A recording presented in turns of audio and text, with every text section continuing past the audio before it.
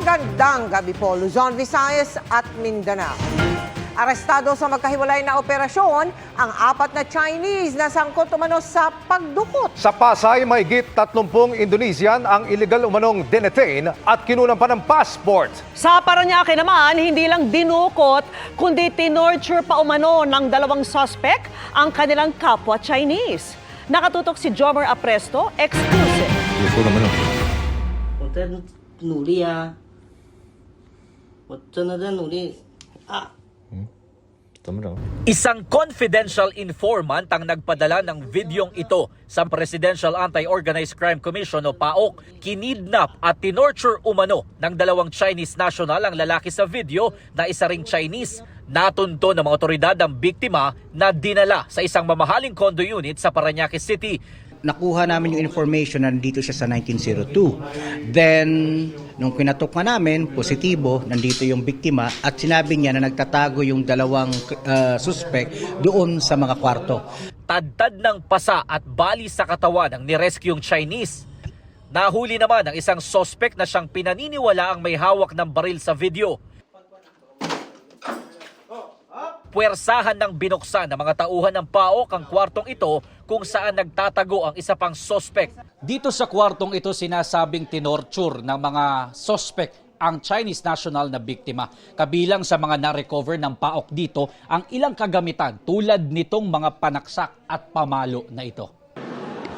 His friend is the one who introduced him to meet them. They're asking the money, almost 2 million peso.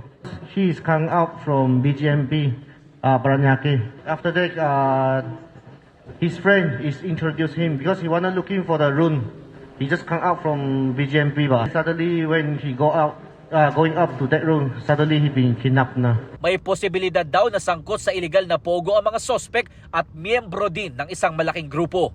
Talamak na kasi yung kidnapan dito sa area ng Southern Metro Manila ng mga Chinese nationals. Kung ano man ang kadahilanan, minsan pinapatubos, minsan may mga pagkakautang. Isa sa ilalim sa immigration biometrics sa mga suspect at ite-turn over sila sa pulisya para sa investigasyon. Wala silang pahayag. Sa madilim na bahaging ito ng isang gusali sa Pasay City, naabutan ng mga tauhan ng Presidential Anti-Organized Crime Commission o PAOK ang ilang Indonesian. Rescue operation ito para sa mga Indonesian national na empleyado ng Pogo at umano'y illegal na identity ng kanilang amo na Chinese national. Sa pilitan daw kinuha ang kanilang mga passport para hindi sila makabalik sa kanilang bansa. Data encoder po. It's like online dating or online gaming po for Indonesian client. As I know, in Cambodia is not safe po.